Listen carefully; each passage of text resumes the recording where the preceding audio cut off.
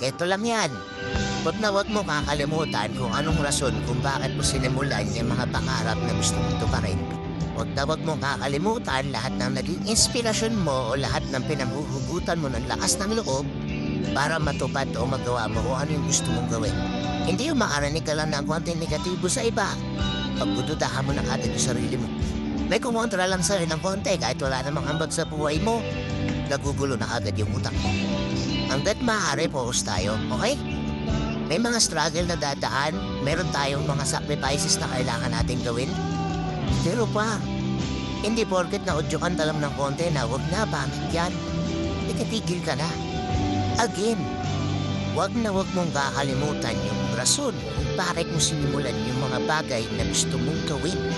Nakita mo na before yung magiging future mo eh. Nagkaroon ka na ng vision para sa sarili mo eh. Hayaan mo bang hindi matupad yun? Hayaan mo bang hindi matuloy yun? Ayaw mo yan. Kasi at the end of the day, sila wala rin namang may tutulong sa'yo pero sarili mo katulong mo. And at the end of the day, sarili mo lang din ang pasasalamatan mo sa huli.